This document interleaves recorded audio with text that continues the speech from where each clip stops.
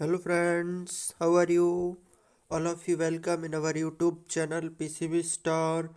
तो आज के इस वीडियो लेक्चर में मैं आपके लिए लेकर आया हूँ स्वास्थ्य और पोषण से रिलेटेड चैप्टर के नेक्स्ट पार्ट को, जिसमें आज अपन डिस्कस करने वाले हैं स्वास्थ्य से रिलेटेड क्वेश्चंस जो आपकी कॉम्पिटिटिव एग्जाम्स में मदद करने वाले हैं। तो वीडियो के लास्ट तक बना रहिएगा, और अगर पहली बार चैनल पर विजिट किए हैं तो कृपया चैनल को सब्सक्राइब कर लीजिएगा और ऐसे ही वीडियो पाने के लिए बेल आइकन भी दबा दीजिएगा ताकि आपको सारे नोटिफिकेशन मिलते रहें। मैं अभी तक 30 से ज़्यादा फिजिक्स, केमिस्ट्री और बायोलॉजी के MCQs पर डिस्कशन कर चुका हूँ, और उनको देखने के लिए आप प्लेलिस्ट में जाकर उन्हें देख सकते हैं। तो चलिए आगे बढ़ते हैं। इसमें कह रहे हैं कि टाइफाइड से शरीर का कौन सा अंग प्रभावित होता है। अगर आपको टाइफाइड हो गया तो टाइफाइड को आपने सुना है आंत ज्वर भी कहते हैं। टाइफाइड को क्या कहते हैं? आंत ज्वर भी कहते हैं। टाइफाइड क्या है? एक बैक्टीरियल डिसीज है जो कि जीवाणुओं से होता है, तो इसको आंत ज्वर भी कहते हैं, और इससे आपकी आंत प्रभावित होती है। यहाँ पे आपका आंसर हो जाएगा आंत। पेचिस रोग के लिए उत्तरदायी प्रोटोजोआ क्या है? पेचिस बीमारी होती है जिसमें आपके लग जाते हैं, तो वो होती है आपकी एंटामीबा हिस्टोलिटिका से। पेचिस किससे होती है? Entamoeba histolytica. ये क्या है? बैक्टीरिया ही है। तो इसी से आपको पेचिस रोग होता है, जिससे आपका डाइजेशन सिस्टम खराब हो जाता है। अगले क्वेश्चन में कह रहे हैं आँख की दूरदृष्टि की बीमारी किसके कारण होती है? आँख की दूरदृष्टि की बीमारी हो गई है, तो क्या हो गया है? आँख की दूरदृष्टि की बीमारी हो गई है, यानी वो दूर का तो स्पष्ट देख रहा है, पास का स्पष्ट नहीं देख पा रहा है, यानी उसका निकट बिंदु दूर हो गया है। रेटिना के छोटा होने से नहीं, नेत्र गोलक के छोटा होने से हो जाएगा इसका आंसर। नेत्र गोलक उसका सॉरी नेत्र गोलक उसका छोटा हो गया है। तो दूरदृष्टि दोष में आपका नेत्र गोलक छोटा हो जाने से आपका प्रतिबिंब रेटिना पर न बनकर रेटिना से आगे बनता है, और इस दोष के निवारण के लिए उत्तल लेंस का उपयोग करना चाहिए। हैजा का क्या कारण है? हैजा किसके कारण फैलता है? विषाणु, जीवाणु, फफूंदी, शैवाल। तो हैजा आपका फैलता है जीवाणु के कारण। हैजा आपका होता है विब्रियो कॉलेरी नामक जीवाणु से होता है, जिससे क्या होता है आपका, यह एक संक्रामक बीमारी है जो कि जीवाणु से फैलती है, और दूषित जल या पानी पीने से यह बीमारी फैलती है। इसको कहते हैं हैजा। एलिसा जांच किस रोग की पहचान के लिए की जाती है? एलिसा टेस्ट होता है एंजाइम लिंक्ड इम्यून सॉर्बेंट ऐसे, और ये आपका किया जाता है एड्स के लिए। तो यहाँ पे आपका आंसर हो जाएगा एड्स। एड्स की जांच के लिए एलिजा किट आती है, जिससे एड्स की जांच की जाती है। केंद्रीय औषधि शोध संस्थान CDRI स्थित है। CDRI होगा सेंट्रल ड्रग रिसर्च इंस्टीट्यूट, और ये आपका स्थित है लखनऊ में। लखनऊ में आपका CDRI स्थित। यहाँ पे आपका आंसर क्या हो जाएगा? लखनऊ।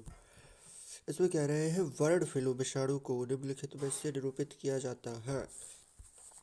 तो बर्ड फ्लू फैला था कब? 2000 तारीख कब फैला था, और ये आपका फैलता है H5N5, H1N1, H5N5, H5N1 से फैलता है। एवियन इन्फ्लुएंजा था ये, बहुत ही संक्रामक बीमारी थी। इसके कारण बहुत सारे पक्षियों को, मुर्गे मुर्गियों को काट दिया गया था। अगला क्वेश्चन इसमें कह रहा है कि दांतों के क्षय को रोकने के लिए अधिकांश टूथपेस्ट में क्या होता है? तो वो होता है आपका फ्लोराइड। फ्लोराइड का एक निश्चित ppm में दांतों में मिलाया जाता है। टूथपेस्ट में दांतों के क्षय को रोकते हैं। बताइए इसका आंसर क्या होगा? खसरा रोग का क्या कारण है? खसरा आपका होता है विषाणु से। खसरा, रेबीज, एड्स, इन्फ्लुएंजा, ये सभी आपके विषाणु से होने वाले रोग हैं। इसमें क्या होता है आपका, इसमें व्यक्ति की लार के जरिए फैलता है, और आमतौर पर ये बच्चों में होता है। एक टाइप की खांसी होती है। अगले क्वेश्चन में क्या रहे हैं, कैंसर के उपचार में निम्नलिखित में से किसका प्रयोग किया जाता है? कैंसर के उपचार में आपकी कीमोथेरेपी यूज की जाती है। आपने सुनी भी होगी, केमिकल्स के द्वारा उसका इलाज किया जाता है, तो उसी को बोलते हैं कीमोथेरेपी। आपका आंसर हो जाएगा कीमोथेरेपी। 10 on 10। नेक्स्ट क्वेश्चन, थोड़ा जुकाम की प्रॉब्लम है, नो मैटर। चलो आगे बढ़ते हैं। ब्लड कैंसर को आमतौर पर इस नाम से जाना जाता है, leucoderma, leukaemia, anaemia, haemophilia. Blood cancer को आपके जाना जाता है ल्यूकीमिया के नाम से। ब्लड कैंसर का सबसे खराब स्टेज होती है, पूरा खून जम जाता है, इसको बोलते हैं आप ल्यूकीमिया। ब्लड कैंसर को क्या बोलते हैं? ल्यूकीमिया। एनीमिया तो आपके खून की कमी का रोग है। हीमोफीलिया में क्या होता है? आपका रक्त का थक्का नहीं जमता है। शरीर के किस अंग की खराबी से मधुमेह रोग का प्रकोप होता है? बताइए क्या होगा? इसका आंसर होगा आपका पैनक्रियाज। जब आपका पैनक्रियाज सही से काम नहीं करता है, क्योंकि पैनक्रियाज की ही बीटा सेल से इंसुलिन हार्मोन का स्राव होता है, और अगर इंसुलिन में गड़बड़ी हो गई तो आपको मधुमेह रोग हो जाएगा इंसुलिन की कमी से। मियादी ज्वर किस कारण होता है? मियादी ज्वर आपके टाइफाइड को ही कहते हैं। टाइफाइड का ही दूसरा नाम मियादी ज्वर है, इसको आंत्र ज्वर भी कहते हैं, और ये आपका होता है जीवाणु के कारण। साल्मोनेला टाइफी जीवाणु के कारण आपका टाइफाइड होता है। टाइफाइड पैदा किया जाता है, देखो जो मैं बता रहा हूँ वही क्वेश्चन आ गया। टाइफाइड होता है आपका साल्मोनेला टाइफी के द्वारा। थोड़ा एनर्जी नहीं है बट क्वेश्चन देख लो, बस इतना ही काफ़ी है। डेंगू बुखार किस रोग वाहक द्वारा संचारित होता है? डेंगू बुखार आपका पैदा होता है आपका एडिज एजिप्टी। क्यूलैक्स मच्छर से होता है आपका फाइलेरिया रोग। एडिज इजिप्टी से आपका डेंगू बुखार होता है, मच्छर के काटने से होता है, जिसमें आपकी प्लेटलेट्स की कमी हो जाती है। अगर किसी की वो कराई गई है टोटल ब्लड काउंट टीबीसी, तो उसमें अगर प्लेटलेट्स की मात्रा कम है, 1.5 लाख से कम है, तो उसको डेंगू होने की संभावना है। कार्बोहाइड्रेट के अलावा हमारे आहार में ऊर्जा का एक प्रमुख स्रोत होता है, विटामिन, प्रोटीन, खनिज, वसा। तो वो होता है आपका वसा। वसा से सब दूसरे नंबर पर सबसे ज़्यादा ऊर्जा मिलती है। बच्चों में अंगों की अस्थियां मुड़ जाती हैं यदि कमी हो, विटामिन डी की।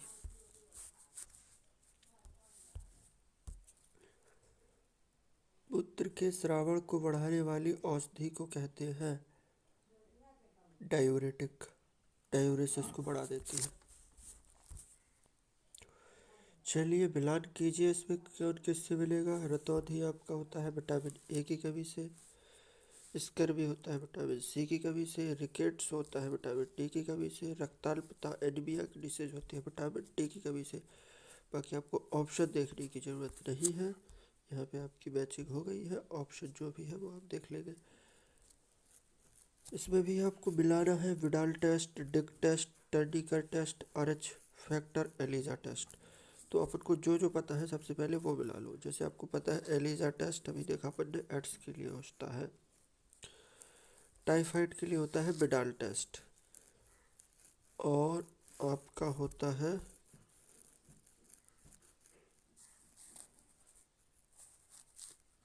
जी, आपका डी होता है आपका गठिया के लिए, आर फैक्टर। और आपका टर्निकर टेस्ट होता है डेंगू के लिए, और डिक टेस्ट होता है स्कारलेट के लिए। तो इस टाइप से ये आपके आंसर हो जाएंगे। आज के लिए इतना ही, thank you.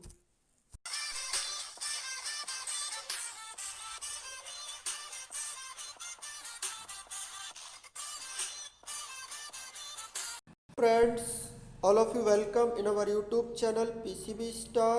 In this particular video we discussed some important MCQs of biology from the chapter of nutrition and health for your competitive exams.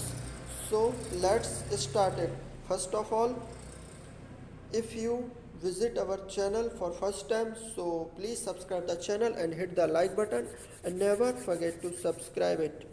So let's start it. पहले क्वेश्चन में कह रहे हैं कि शाकाहारी अधिकतम प्रोटीन पाते हैं अनाजों से, दालों से, सब्जियों से, दूध से। इनका तात्पर्य है जो शाकाहारी जीव हैं वो कहाँ से सबसे अधिक प्रोटीन पाते हैं, तो वो पाते हैं दालों से। अपन को दालों से सबसे ज़्यादा प्रोटीन मिलती है, क्योंकि कहते हैं ना प्रोटीन लेना है तो दालें खाओ। अगला क्वेश्चन, इसमें कह रहे हैं कि प्रोटीन का सर्व प्रमुख स्रोत है काला चना, बंगाल चना, मटर, सोयाबीन। अपन पिछले लेक्चर में देख चुके हैं, यहाँ पे आपका आंसर होगा सोयाबीन। इसमें 40% प्रोटीन पाई जाती है। अगले क्वेश्चन में कह रहे हैं कि मानव शरीर में वसा जमा होता है वाह त्वचा में, वसा ऊतक में, यकृत में, एपिथेलियम में। तो अपने शरीर में जो फैट है या जो वसा है वो वसा ऊतक में जमा होगा। यहाँ पे आपका आंसर हो जाएगा वसा ऊतक। अगला क्वेश्चन, इसमें कह रहे हैं कि मानव शरीर में त्वचा तल के नीचे विद्यमान वसा निम्नलिखित में से किसके विरुद्ध अवरोधक का कार्य करता है। यानी जो अपनी त्वचा के नीचे जो वसा विद्यमान होता है वो किसके विरुद्ध काम करता है। वो काम करता है अपने शरीर की ऊष्मा को बाहर जाने से रोकता है। यही कारण तो होता है कि जो ध्रुवीय प्रदेशों में जो जीव पाए जाते हैं, भालू हो या वहाँ की मछलियाँ हो, उनकी त्वचा बहुत मोटी होती है, उनमें बहुत ज़्यादा फैट पाया जाता है उनकी लेयर में, ताकि वहाँ उन्हें ठंड से बचाया जा सके।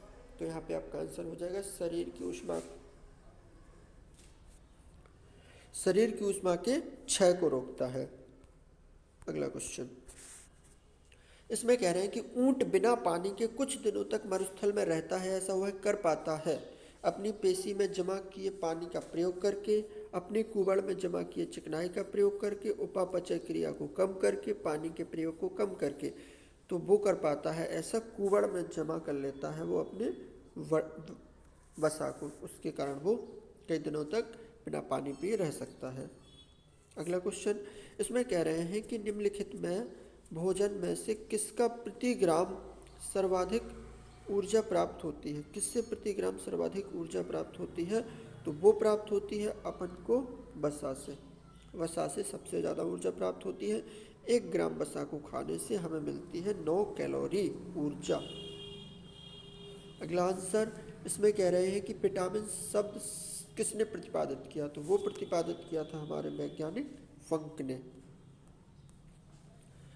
इसमें कह रहे हैं कि निम्नलिखित में से किससे ऊर्जा प्राप्त नहीं होती। ऊर्जा ही प्राप्त नहीं होती, तो वो प्राप्त नहीं होती अपन को वसा से। तो सबसे ज़्यादा ऊर्जा प्राप्त होती है हार्मोन, प्रोटीन, विटामिन। विटामिन से कोई ऊर्जा प्राप्त नहीं होती। विटामिन केवल लिए जाते हैं शरीर की रोगों से रक्षा के लिए। अगले क्वेश्चन में कह रहे हैं कि निम्नलिखित में से किसी रक्षात्मक पदार्थ कहा जाता है। तो वो कहा जाता है आपके विटामिन को, क्योंकि ये शरीर की रोगों से लड़ने की क्षमता प्रदान करते हैं और रक्षा करते हैं विभिन्न बीमारियों से।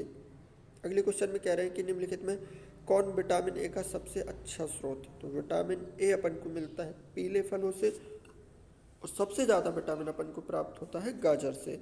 तो यहाँ पे आपका आंसर हो जाएगा गाजर। इसके अलावा अंडा, मांस, दूध, पनीर, मछली, इनसे भी अपन को विटामिन ए प्राप्त होता है। आगे बढ़ नेक्स्ट क्वेश्चन, पालक के पत्तों में किसकी सबसे अधिक मात्रा होती है। तो पालक के पत्तों में सबसे ज़्यादा पाया जाता है आपका आयरन। अगला क्वेश्चन, इसमें कह रहे हैं कि मनुष्य लोहा किससे प्राप्त करता है। आयरन, पालक से। लौह अयस्क है हीमोग्लोबिन व आरबीसी के निर्माण के लिए, सामान्य स्वास्थ्य बनाए रखने के लिए, शरीर के ऊतक को तथा ऑक्सीजन पहुंचाने के लिए उपयुक्त सभी। तो लोहा आपको आवश्यक है हीमोग्लोबिन के लिए, हीमोग्लोबिन और आरबीसी के निर्माण के लिए, क्योंकि हीमोग्लोबिन का प्रमुख घटक क्या होता है, लोहा ही तो होता है, Fe।